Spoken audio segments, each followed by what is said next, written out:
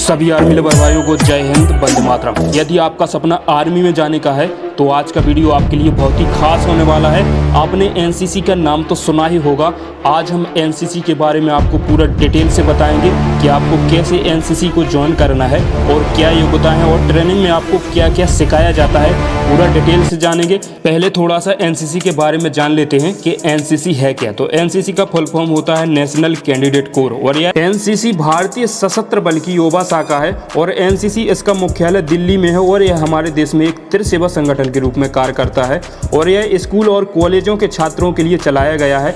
इसमें सेना, नौसेना और वायुसेना और विंग शामिल है और भारत में सैनिक युवा फाउंडेशन का एक स्वैच्छिक संगठन है जो पूरे भारत में उच्च विद्यालयों और उच्च माध्यमिक कॉलेजों और विश्वविद्यालयों से कैंडिडेट को भर्ती करता है। इसमें आपको छोटे छोटे हथियार और ड्रिल में बुनियादी सैन्य प्रशिक्षण दिया जाता है और एनसीसी के प्रतीक में 3 रंग होते हैं, लाल, हरा, नीला, हल्का नीला। यह तीनों रंग आर्मी, एयरफोर्स और नेवी, ये तीनों सेनाओं के प्रतीक हैं।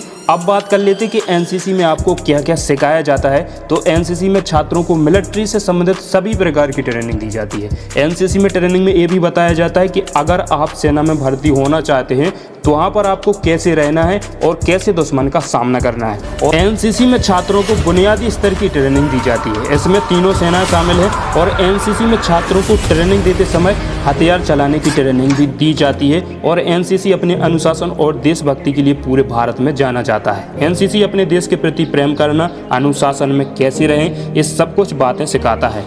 अब बात करते हैं कि कौन कौन एनसीसी में ज्वाइनिंग ले सकता है। तो आप स्कूल और कॉलेजों के सभी नियमित छात्र अपनी इच्छा के अनुसार एनसीसी में शामिल हो सकते हैं और इसमें एक्टिव मिलिट्री सर्विस के लिए छात्रों को कोई दायित्व नहीं होता। एनसीसी में शामिल होने के लिए न्यूनतम आयु सीमा 13 वर्ष और अधिकतम आयु सीमा 26 वर्ष होनी चाहिए और एनसीसी ज्वाइन करने के लिए आपका एक छोटा सा फिजिकल टेस्ट होता है। फिजिकल में आपको पुरुष कैंडिडेट को 400 से 1600 मीटर और महिलाओं को 200 से 800 मीटर की दौड़ पूरी करनी होती है और इसके बाद आपकी एनसीसी ट्रेनिंग शुरू होती है। यदि आपके स्कूल या कॉलेज में एनसीसी कोर्स नहीं है तो आप अपने आसपास किसी भी स्कूल या कॉलेज में एनसीसी को ज्वाइन कर सकते हैं। एनसीसी में 2 डिवीजन होते हैं, पहला जूनियर और दूसरा सीनियर। इसमें से आप किसी एक डिवीजन को अपनी उम्र और अपने क्लास के अनुसार ज्वाइन कर सकते हैं। तो अब बात कर लेते हैं कि आपको एनसीसी में क्या क्या सिखाया जाता है। तो इसमें आपको तीनों सेनाओं से संबंधित ट्रेनिंग दी जाती है।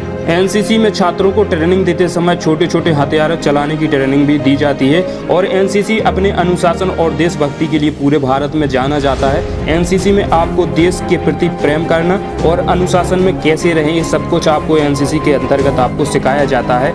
एनसीसी सर्टिफिकेट के फायदे क्या क्या हैं। अगर आपको तीनों सेनाओं में से किसी में भी अफसर या सिपाही बनना है तो एनसीसी सर्टिफिकेट आपके बहुत ही काम आने वाला है, क्योंकि इसकी खासियत है कि आप बिना किसी एग्जाम या एंट्रेंस एग्जाम दिए बिना ही भारत के तीनों सेनाओं में किसी में भी आप ज्वाइन कर सकते हैं, जो एक काफ़ी कठिन पड़ाव होता है।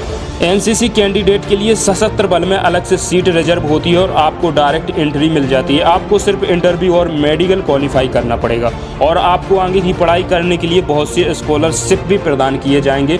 बहुत से कॉलेज और यूनिवर्सिटी में एडमिशन के समय एनसीसी सर्टिफिकेट से काफ़ी छूट मिल जाती है। भारत और राज्य सरकार से सरकारी नौकरी, खास करके पुलिस की नौकरी पाने के लिए आपको बहुत सहायता मिलती है। अन्य अभ्यर्थियों के मुकाबले एनसीसी कैंडिडेट को ज़्यादा इम्पोर्टेंस दी जाती है। ये थी एनसीसी की ज्वाइनिंग प्रक्रिया। इससे आपका आर्मी में जाने का सपना सच हो सकता है। यदि आप इसे ज्वाइन करते हो तो एनसीसी सर्टिफिकेट के आपको क्या क्या फ़ायदे हो सकते हैं, आपको मैंने सब कुछ इस वीडियो में बताया है। अगर आपको वीडियो पसंद आए तो चैनल को सब्सक्राइब और वीडियो को लाइक करना ना भूलें। जय हिंद, वंदे मातरम, भारत माता की जय।